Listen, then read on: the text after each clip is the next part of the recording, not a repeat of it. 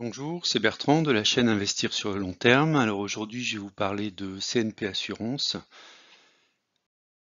Avertissement, je ne suis pas conseiller financier. Cette vidéo n'a pas pour but de vous proposer un placement financier ou un quelconque conseil d'achat, mais uniquement un but pédagogique et de partage. Vous restez responsable de vos investissements. Alors la fiche signalétique de CNP, donc CNP Assurance, domaine de l'assurance, est détenue à 62% par la Poste et à 18% par BPCE. Enfin, quand je dis la Poste, c'est la Banque Postale. C'est aujourd'hui en fait le numéro 2 des assureurs en France, numéro 3 en Brésil et principalement présent en Europe et en Amérique latine. Donc le métier de CNP Assurance, c'est principalement l'assurance, mais également tout ce qui est co-assureur, réassureur, et également une activité de prévoyance et d'épargne. Donc quand on parle de prévoyance, on va parler des accidents de la vie, des dépenses dans le domaine de la santé, tout ce qui est gestion décès obsèques, par exemple. Une autre activité également, c'est une activité de couverture des prêts, tout ce qui concerne les prêts immobiliers, les crédits à la consommation et les prêts professionnels. CNP Assurance est également présent dans tout ce qui est assurance vie retraite. Si par exemple vous travaillez dans une grande entreprise, vous avez peut-être un plan d'épargne retraite qui est géré en direct par CNP ou par un partenaire de CNP, puisque CNP a développé de nombreux partenariats permettant de proposer des offres sur mesure au travers de son réseau complet de distribution. Donc, dans son réseau, on va bien sûr retrouver la Banque Postale, BPCE, Unicredit, ou par exemple en Espagne ou en Amérique latine, la Caixa Económica Federal. Alors, quel type de produit va proposer CNP? Eh bien, des produits au travers des mutuelles, des établissements financiers, des institutions de prévoyance, des courtiers, des entreprises, des associations, des collectivités locales. Alors, à noter que CNP est très bien noté par les agences de notation, et noté par exemple A+ par Fitch, A pour Standard & Poor's et A1 pour Moody's. Voilà en ce qui concerne la fiche signalétique. Les chiffres clés, donc le chiffre d'affaires de CNP Assurance a légèrement baissé en 2020, mais relativement constant avec plutôt une progression prévue sur les années 2020-2021.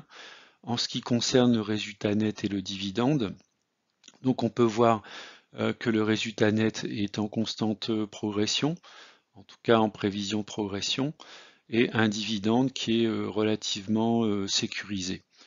Au cours actuel, alors l'action CNP est actuellement suspendue puisqu'il y a des rumeurs de retrait de la cote et d'un rachat complet par la Poste. Donc au dernier cours d'hier soir, le rendement en fait de CNP représentait 4,4% avec un payout ratio de 47%. Si on regarde la distribution des dividendes dans le temps, même si elle n'a pas progressé de manière très forte, on peut dire qu'elle est quand même sécurisée. Avec en 2020, pardon, une absence de distribution suite aux recommandations du gouvernement. Alors quelques news, hormis la suspension actuelle du cours et les rumeurs de rachat. Donc ce qu'on peut dire, c'est que CNP Assurance est bien placé, notamment sur le domaine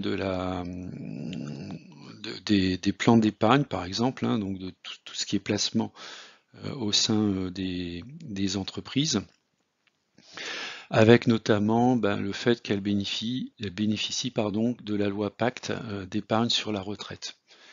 Le deuxième point aussi, c'est que CNP Assurance a des investissements responsables, hein. Par exemple, CNP Assurance acquiert son premier domaine agroforestier dans le Gers.